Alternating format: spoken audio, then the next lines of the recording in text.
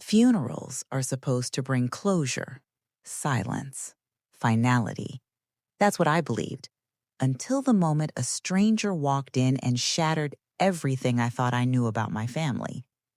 I stood near the back wall of the chapel, my fingers clasped tightly around my purse, watching people drift past the casket like ghosts on a schedule. Inside it lay Gloria Whitmore, my daughter-in-law's mother, a woman I barely knew beyond polite smiles and carefully chosen words. She was the type who never stayed long at family gatherings, never shared more than necessary, never quite let anyone close. At the front of the room stood my son, Daniel, tall and solemn in his dark suit, one hand resting gently on his wife's arm. Rebecca looked composed, almost too composed. Her blonde hair was pulled back so tight it looked painful, her expression perfectly rehearsed, grief without mess, sorrow without cracks. They looked like the kind of couple people admired from a distance, stable, respectable, untouchable. I remember thinking how proud I was of them, how lucky Daniel was. That's when the door opened. The hinges creaked softly, but the effect was anything but gentle. Every head in the room turned, including mine. A woman stepped inside who looked exactly like Rebecca. Not similar, not reminiscent, identical. Same height, same bone structure, same pale hair, only worn loose this time, cascading over her shoulders. She wore charcoal instead of black. Her makeup was sharper, darker, more deliberate. Where Rebecca looked restrained, this woman looked dangerous, like a reflection that had learned how to smile without warmth. A ripple of whispers moved through the room. I felt my stomach tighten. Rebecca had always told us she was an only child. I remembered it clearly. She'd said it casually years ago, almost wistfully. Just me and my mom. Dad died when I was young. So who was this woman? She walked with purpose, her heels clicking softly against the floor, and stopped at the casket. She stared down at Gloria's body for a long moment, too long before turning.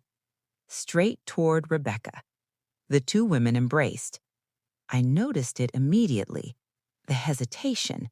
Rebecca stiffened just for half a second before melting into the hug like it was expected, practiced, planned. Daniel leaned toward me. "Mom, are you okay? You look like you've seen a ghost." I didn't take my eyes off them. "Who is that?" I whispered. He glanced over, confused. "Oh, that's Vanessa, Rebecca's twin sister." The words hit harder than they should have. Twin sister. I felt cold spread through my chest. "Daniel," I said slowly, carefully, "Rebecca told us she didn't have any siblings." He frowned. "They're estranged. Old family issues. She hates talking about it. 8 years of marriage, holidays, birthdays, long conversations over coffee, and never, not once, had this twin been mentioned." I watched Rebecca pull away from the embrace, her face smoothing back to calm. Vanessa leaned in, whispering something that made her jaw tighten. Whatever they were sharing, it wasn't grief. It was something else, something heavy, something hidden. And in that moment, standing in a room meant for goodbyes, I realized this funeral wasn't an ending at all. It was the beginning of something much darker. Because 20 minutes later, I overheard a conversation that made me wish I had never come. And once I heard it, there was no turning back. Before we continue, if you enjoyed dark, slow-burn stories with shocking twists, make sure you subscribe now. You don't want to miss what's coming next. I told myself to calm down. Twin or not, families were complicated. People hid things. Old wounds stayed buried. That didn't automatically mean danger. That's what I told myself as I stepped out of the chapel, desperate for air. The hallway outside the viewing room was narrow and quiet, lined with framed landscapes that felt painfully out of place. My heels echoed as I walked, my heart still racing from the image of those two identical women standing together like a mirror that shouldn't exist. I was almost to the restroom when I heard voices, low, urgent, familiar. I slowed my steps without thinking. Rebecca's voice cut through first, but it wasn't the soft, grieving tone she'd used all morning. This one was sharp, cold. Now that she's gone, there's no one left who can talk. I froze. Another voice replied, identical in pitch, rhythm, even breath. "You're sure?" Rebecca let out a quiet, humorless laugh. "I'm positive. Mom kept everything locked away, and I'm getting rid of what's left." My pulse slammed in my ears. Getting rid of what? The second woman, Vanessa, spoke again. "And Chicago?" Rebecca hesitated just long enough to make my skin crawl. "There's nothing left tying us to it. Once I finish this, we're finally safe." Safe. The word echoed in my head like a warning siren. Chicago? Rebecca had told us she grew up in Oregon. I remembered the story clearly, how she described rainy mornings, bookstores, and quiet streets. I had even recommended places to visit if she ever went back. All lies. Vanessa lowered her voice. "What about your husband?" Rebecca scoffed. "Daniel sees what he wants to see. He always has." Something twisted deep in my chest. "And his mother?" Vanessa asked. That's when Rebecca said something I will never forget. "She's harmless. Old women always are." My hand went to the wall to steady myself. 8 years of welcoming this woman into my home, teaching her recipes, trusting her with my son's heart. And this was how she spoke of me? Their footsteps shifted closer. Panic surged through me. I turned quickly and slipped into the restroom, locking myself inside a stall just as the door opened. They entered, voices back to polite murmurs, the sound of running water filling the space. I stood perfectly still, barely breathing, while they adjusted their makeup, composing their faces for the world they pretended to live in. Minutes later, the door opened and closed again. Only then did I step out. My reflection in the mirror looked different, older, sharper, like someone who had just crossed an invisible line. Whatever Rebecca and Vanessa had done, it wasn't small. People don't erase cities from their past unless they're running from something, and they don't talk about being safe unless they were once in serious danger or the danger themselves. When I walked back into the chapel, Rebecca smiled at me warmly, took my hands and thanked me for coming. I smiled back, but inside something had shifted because I wasn't just attending a funeral anymore. I was standing at the edge of a secret that could destroy my family. That night, alone in my farmhouse, I made a decision, one that would put me directly in Rebecca's path, and she had no idea what I was about to uncover. Before I slept that night, I made myself a promise. I wouldn't confront Rebecca. Not yet. Accusations without proof are just noise, and noise gets ignored. The farmhouse was quiet in the way only rural homes can be after midnight. The walls creaked softly as the wind brushed past, and the familiar smell of old wood and chamomile tea usually calmed me. That night, it didn't. I sat at the kitchen table with my laptop open, staring at the screen like it might confess something if I waited long enough. My son and his wife had already returned to their home in the city. Rebecca had hugged me before leaving, whispered how grateful she was for my support. The performance was flawless. I typed her name into the search bar. Nothing. I added variations, middle initials, her mother's name, Oregon, Portland. Still nothing that matched. People leave traces online without trying. Social media, old newsletters, a photo tagged by a stranger. Rebecca had none.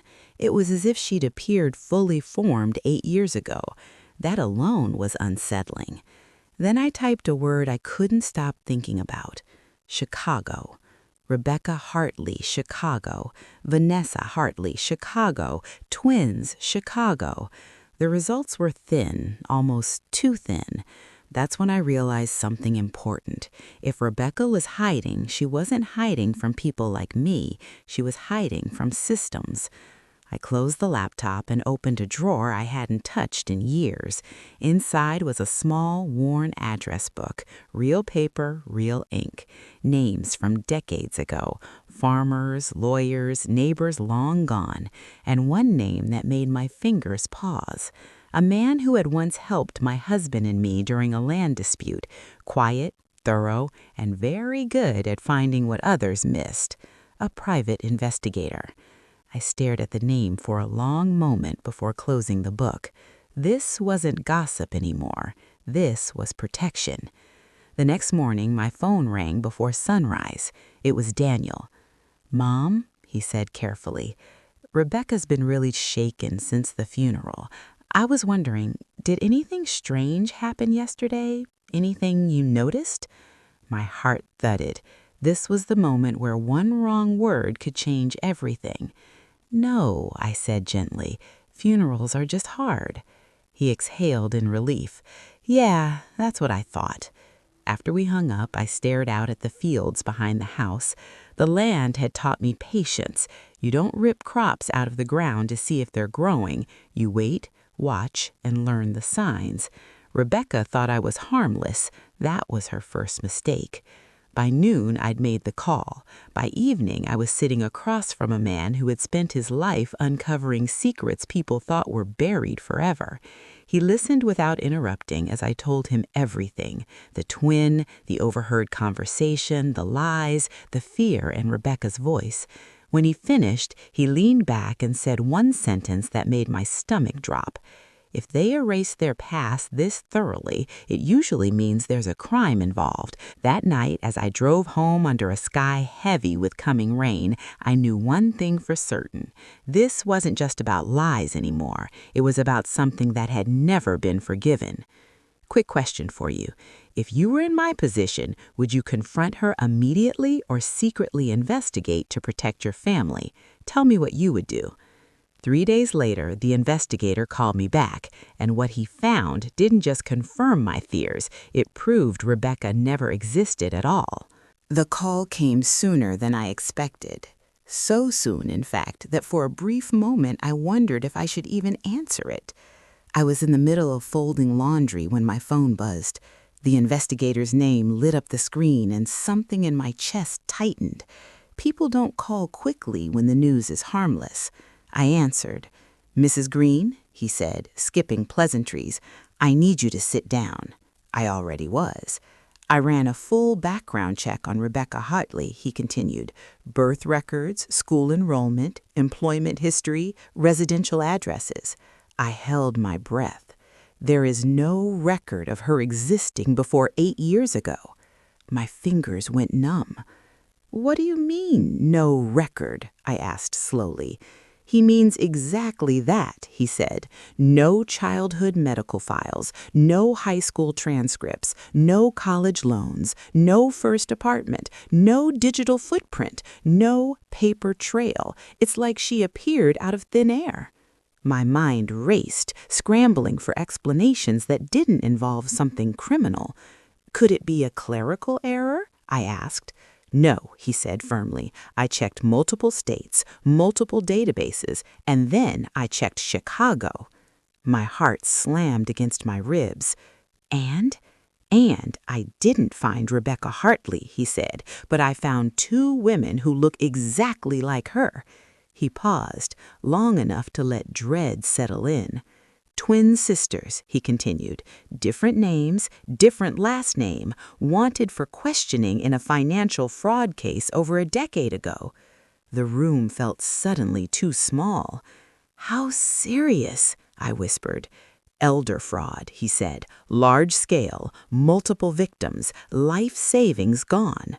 I thought about Rebecca calling old women harmless. My stomach turned.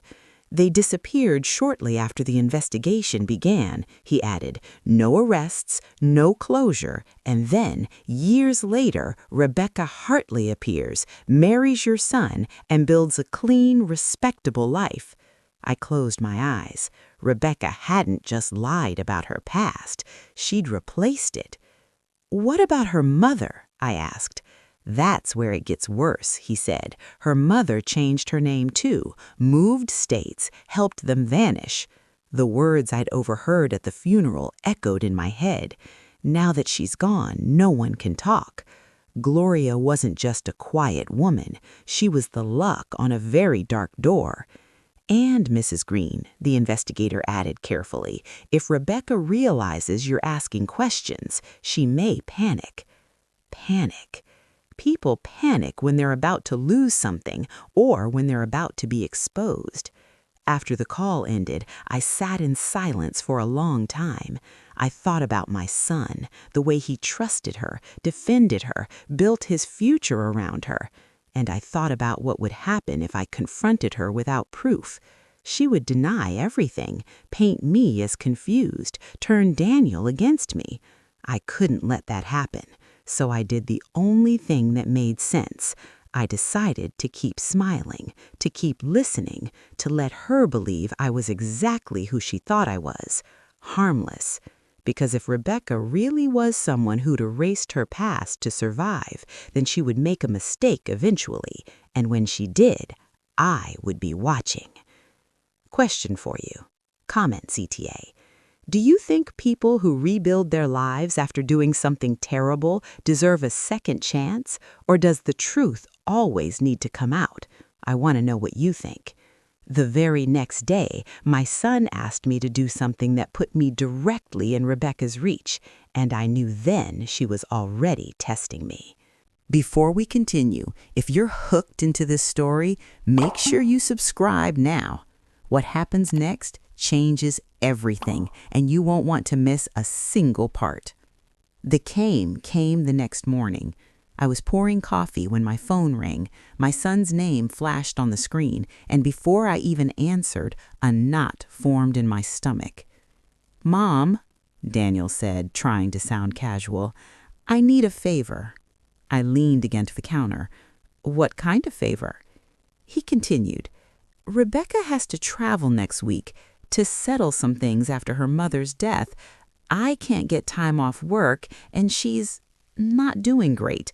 I was hoping you could go with her." The room felt colder. "Go with her?" I repeated. "Yes," he said quickly. "She trusts you, and honestly, I'd feel better knowing she wasn't alone." Trusts you. I thought of Rebecca calling me harmless. I thought of Chicago, of stolen identities, of the investigator's warning. "Where is she going?" I asked. "Portland," he said, "just for a few days." Another lie slid effortlessly into place. My instinct screamed no, but instinct wasn't enough anymore. If Rebecca was hiding something, and I knew she was, then this trip wasn't about grief or paperwork. It was about control, about cleaning up loose ends, about making sure nothing remained that could expose her. And now she wanted me there, to watch me, to test me, or worse, to make sure I didn't become a problem. "I'll think about it," I said. Daniel exhaled in relief. "Thank you, Mom, really." When the call ended, I didn't move for a long time. Going with her meant risk. Not going meant suspicion. She was already watching me. I could feel it in the way she spoke lately. Too polite, too attentive. Predators don't bare their teeth immediately. They circle first. That afternoon, I met with the investigator again. "She wants you isolated," he said flatly when I told him. "Away from your son, away from familiar ground." "I know," I replied. "Then don't go." I met his eyes. "If I don't, she'll know I'm on to her." Silence stretched between us. Finally, he sighed. "If you insist on this, we do it carefully. That's how I ended up with a tracking app installed on my phone and a recording device disguised as a pen tucked into my purse. Insurance. That evening, Rebecca texted me, "Daniel said you might come with me. That would mean so much. I don't know how I'd manage without you." I stared at the message. Every word was perfectly chosen. I typed back, "Of course, dear. Family supports family." The reply came instantly, a heart emoji. I felt no warmth, only certainty. This trip wasn't about settling a past. It was about erasing it. And if I was right, then somewhere in Portland was proof Rebecca couldn't afford to leave behind. 3 days later, I got into a car with a woman who had stolen an entire identity, and halfway through the trip, I realized she was trying to find out exactly how much I knew.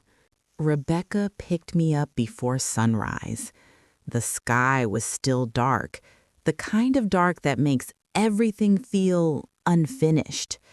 She stepped out of the car wearing a soft sweater and a sympathetic smile, the kind people trust without question. "Thank you again for coming," she said, hugging me gently. "I don't know how I'd get through this without you." I returned the hug, careful, measured. "You're not alone," I said. The lie sat heavy on my tongue. As we pulled onto the highway, Rebecca filled the silence easily. She talked about logistics, flights, rental cars, paperwork, normal things, safe things. But beneath every word was tension, like a wire pulled too tight. About 30 minutes into the drive, she glanced at me. "Can I ask you something?" she said casually. My heart skipped. "Of course." "Did my mom ever seem afraid to you?" The question landed like a trap. I considered my response carefully. "Grief does strange things to people," I said. "Fear can look like many things." She nodded, staring straight ahead. She carried a lot, more than people realized. That much, at least, was true. At the airport, she moved with confidence, guiding us through security, chatting politely with strangers. If anyone was watching, she looked like a grieving daughter being supported by her mother-in-law. But I noticed everything. The way she checked her phone constantly, the way her smile faded the moment no one was looking, the way her fingers trembled when she thought I wasn't paying attention. On the plane, she pretended to read while I pretended to nap. Neither of us slept. When we landed, she rented a car and entered an address into the GPS without comment. I memorized it silently. The drive took us far from the city, past neat suburbs, then into quieter roads lined with trees and aging homes. "This is where she lived?" I asked. Rebecca hesitated. Yes, she liked the quiet. The house was small, modest, already listed for sale. Inside, everything felt frozen in time, dated furniture, untouched dishes, the faint scent of a life that had ended without closure. "I'll start upstairs," she said quickly. "You can take the kitchen." She wanted separation. That's when I heard her, a voice from below, urgent, angry. "Vanessa, I said I'm handling it." My pulse spiked. I moved slowly, quietly toward the basement door. Rebecca was on the phone, standing in front of a filing cabinet filled with folders. "She doesn't suspect anything," she hissed. "She's exactly what we thought. Old, harmless." I stepped back just as she ended the call. Moments later, she emerged carrying a box. "Just old bills," she said lightly. "Nothing worth keeping." But when she left the house to put it in the car, I went downstairs. One folder had been left behind. Inside were bank statements, not under the name Hartley, but another name entirely. And in that moment, I knew I was holding proof Rebecca could never explain away. What I found in that basement didn't just expose Rebecca's past, it put my life in real danger, and by that night, she knew something was wrong. My hands shook as I flipped through the folder. Every instinct screamed at me to put it back, to pretend I'd never seen it. But once you glimpse the truth, there's no unseeing it. The name on the bank statements wasn't Hartley. It was Brenner. Gloria Brenner. Chicago address, suburban, quiet, wealthy. The dates made my breath catch, withdrawals clustered tightly around the same year the investigator had mentioned, thousands at a time, always just under the reporting threshold, methodical, intentional. This wasn't grief money. This was escape money. I snapped photos quickly, my heart pounding so hard I was sure Rebecca could hear it from outside. Then I slid the folder back under the table, exactly where I'd found it, and hurried upstairs just as the front door opened. Rebecca returned, her smile fixed but her eyes sharp. "Find anything interesting?" she asked. "Just recipes," I replied calmly. "Your mother kept everything." She laughed, but it was brittle, forced. She always did. The rest of the afternoon passed under a heavy tension neither of us acknowledged. Rebecca stayed close now, too close. She insisted on packing together, watching me with polite intensity, like a teacher monitoring a student she didn't trust. That night, at the hotel, I waited until her shower was running before calling the investigator. "She's using a different name," I whispered. "I found financial records. Her mother helped them disappear." "That's big," he said quietly. "But Melissa, you need to be careful if she realizes what you found." "I know." When I hung up, I noticed something strange. Rebecca's door was open. Her room was empty. Minutes later, I saw her in the parking lot from my window, standing by the trunk of the car, holding the same cardboard box. She didn't come back with it. Sleep never came. The next morning, she knocked on my door hard. "We need to talk," she said, eyes bloodshot, voice tight. I opened the door slowly. She stepped inside, closed it behind her, and said the words I had been dreading. "You know you're not here for me." I said nothing. "You've been watching me, asking questions, making calls. You think I'm stupid?" I met her gaze calmly. "No," I said. "I think you're terrified." Her face crumpled for just a second before hardening again. "What do you want?" she asked.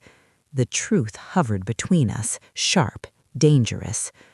"I want you to stop lying," I said quietly, "and I want you to understand that running only makes things worse." She laughed, a sound that held no humor. "You don't understand what I'm asking you to give up." "Then explain it to me, because I already know who you really are." Her breath caught. For the first time since I'd met her, Rebecca looked small, and in that moment I realized something chilling. She wasn't deciding whether to tell the truth.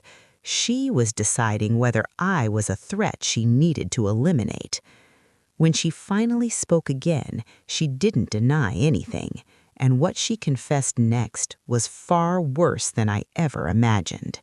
Rebecca sat down hard on the edge of the bed, like her legs could no longer hold her.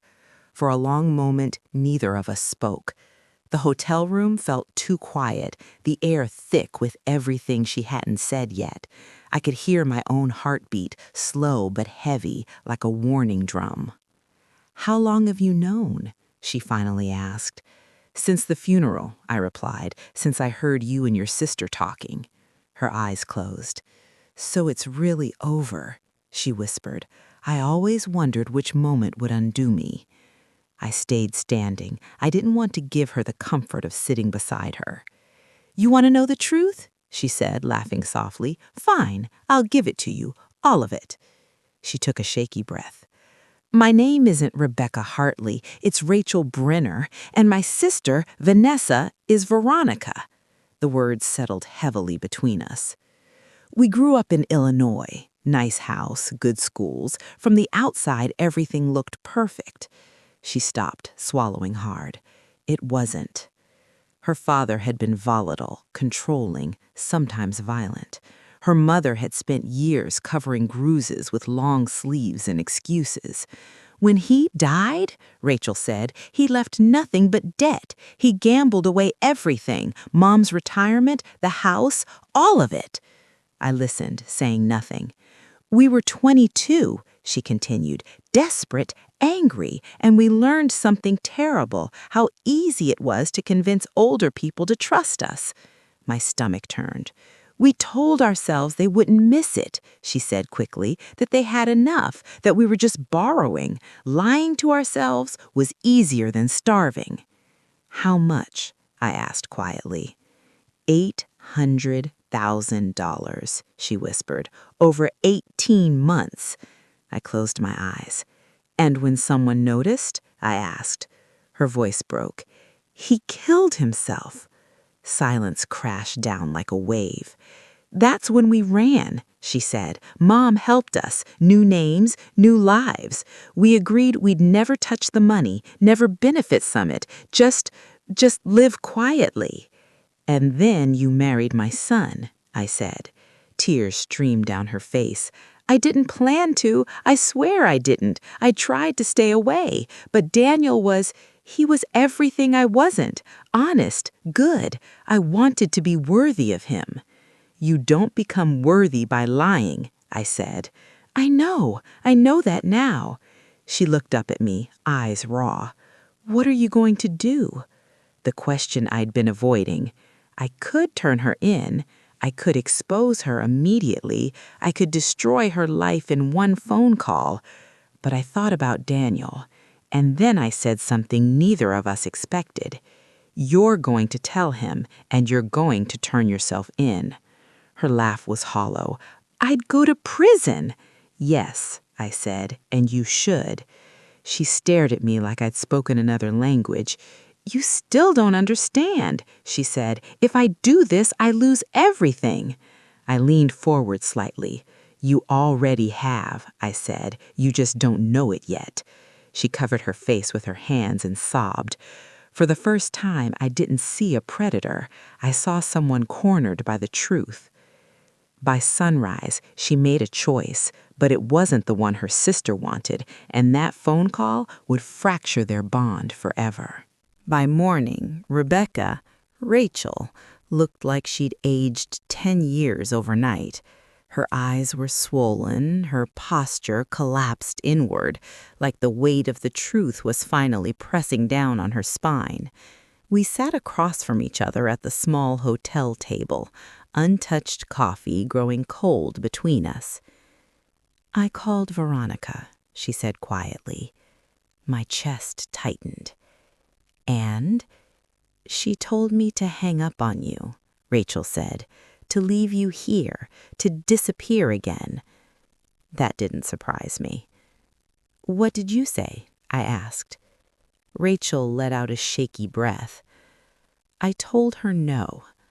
The word landed heavy.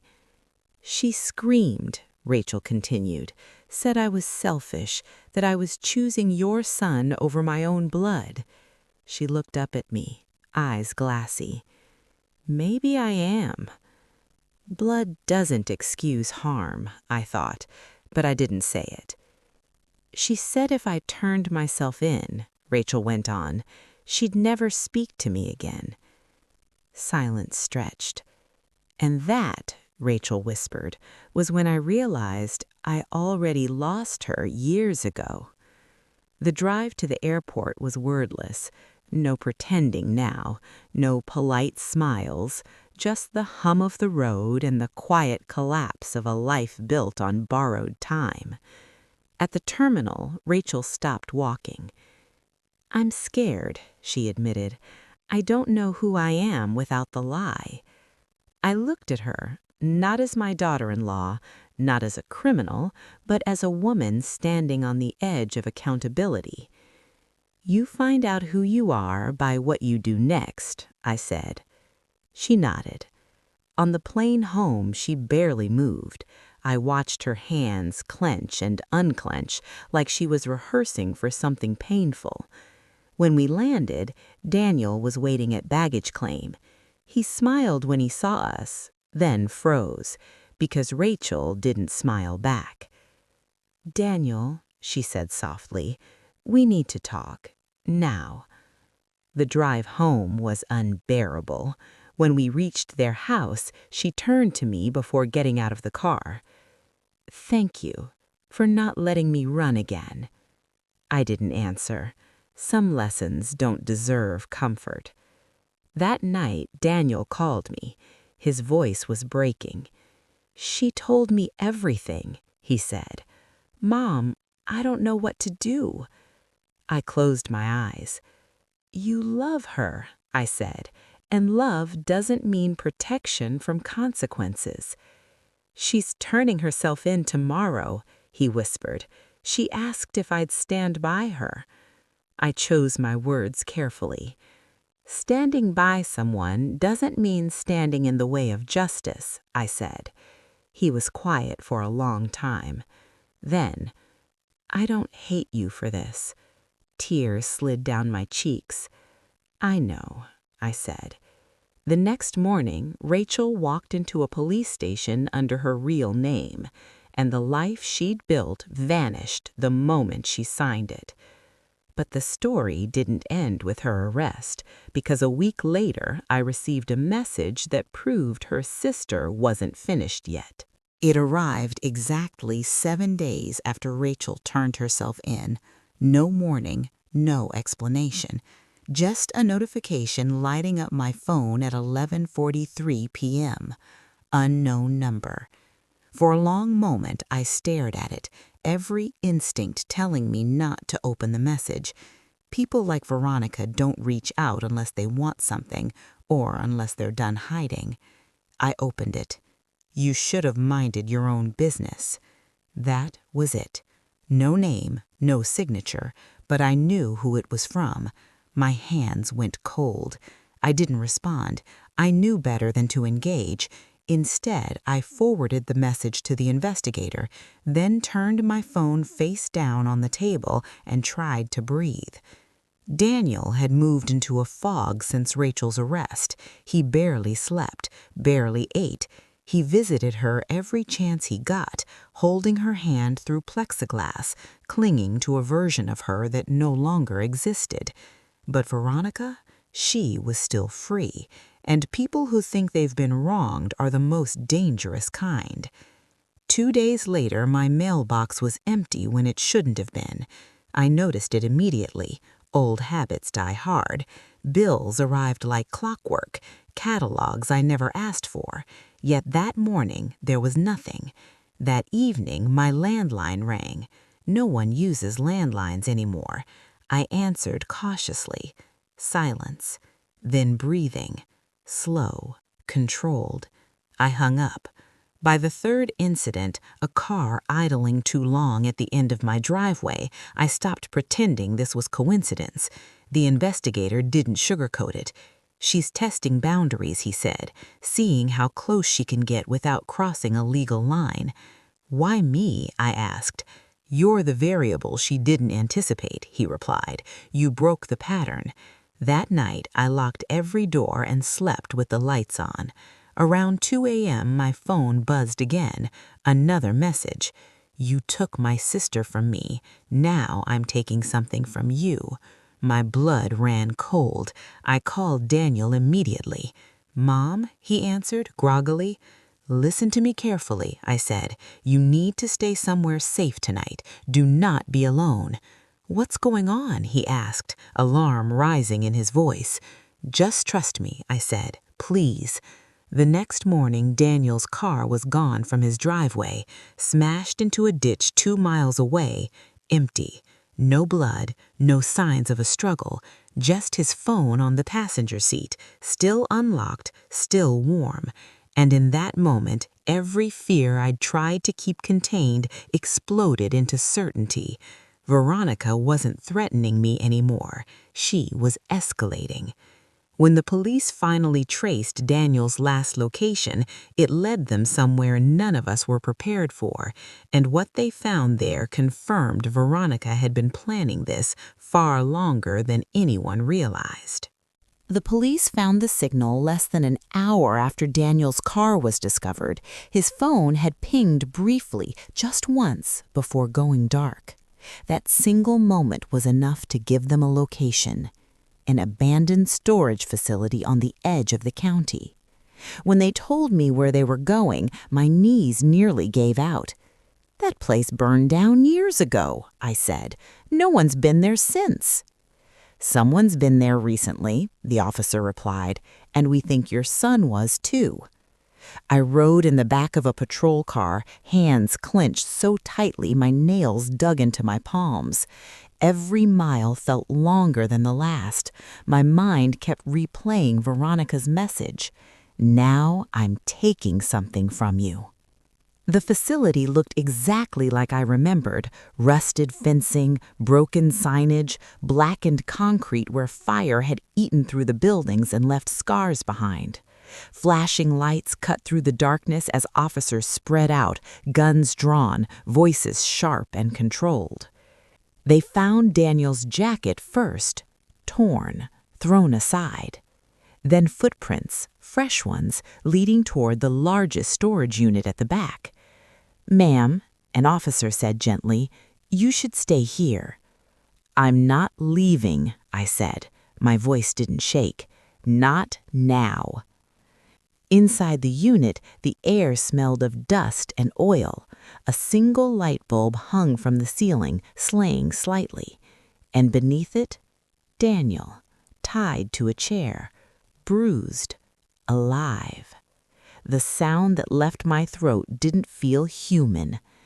"Mom," he whispered when he saw me, "I knew you'd come." Officers rushed forward, cutting him free, calling for medical support. As they worked, Daniel grabbed my hand with surprising strength. "She wanted you," he said hoarsely. "She said this was the only way you'd listen." "Where is she?" I demanded. His eyes shifted toward the shadows. "She left," he said, 10 minutes before you arrived." Too close. Far too close. On the concrete floor beneath the chair was a phone, not Daniel's, Veronica's, still unlocked, still recording. The video showed her face, calm, composed, almost serene. "If you're watching this," she said into the camera, "then you chose him over us. That was your mistake." The recording ended. The investigator later confirmed what we'd feared. Veronica had been planning this since Rachel's arrest, scouting locations, tracking routines, waiting for the right moment to strike. This wasn't rage, it was revenge. Daniel survived, but something inside him changed that night, and so did I. Because as the police packed up evidence and the sun began to rise, one truth became terrifyingly clear. Veronica hadn't been caught. She'd vanished. Again. 2 weeks later, a letter arrived at my house. No return address, no postage stamp, and inside it was something that proved Veronica wasn't finished playing her game. It appeared on a Tuesday morning. No postmark, no return address, no explanation. Just a plain white envelope sitting neatly on my kitchen table, inside my locked house. I stood there staring at it, my heart pounding so loudly I could hear it in my ears. I knew, before touching it, that this wasn't coincidence. Someone had been inside my home. I called the investigator first, then the police. Neither could explain how the envelope got there. No signs of forced entry, no broken locks, no alarms triggered. That was the worst part. She didn't break in, she walked in. When I finally opened the envelope, my hands were shaking. Inside was a single photograph. Daniel. Taken recently. He was sitting in a cafe looking down at his phone, unaware he was being watched. On the back of the photo, written in neat, deliberate handwriting, were 4 words: "You don't get endings." I sank into the chair, breath leaving my body all at once. This wasn't a threat anymore. It was a promise. The investigator was blunt. "She wants control," he said. "Fear keeps you predictable." Rachel called me from jail that night. Her voice broke the moment I told her. "She's doing this because of me," she sobbed. "She always needed to win, to prove she was smarter, stronger." "Then help us stop her," I said. "Tell us everything." And she did. For hours, Rachel talked about old habits, safe houses, places Veronica liked to disappear to when things got tight. She named names, cities, patterns, and finally she said something that made my blood run cold. "She won't hurt Daniel," Rachel whispered. "Not yet." "Why not?" I asked. "Because he's leverage. You're the target. He's just how she keeps you in line." That night, Daniel moved in with me. We didn't say it out loud, but we both knew being together was safer than being alone.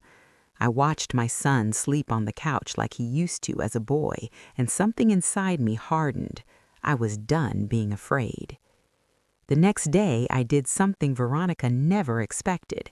I went public. Not with names, not with accusations, but with the truth. I spoke to the victims' advocacy group connected to Rachel's case. I shared my story anonymously about how lies metastasize, how silence protects the wrong people, how running doesn't erase harm. The story spread quietly at first, then faster, and that's when Veronica made her mistake. She wanted secrecy. I took it away. 3 days later, a new message appeared on my phone. This time, it wasn't a threat. It was anger. "You're forcing my hand." I showed it to the investigator. He nodded slowly. "Good," he said. "That means she's losing control."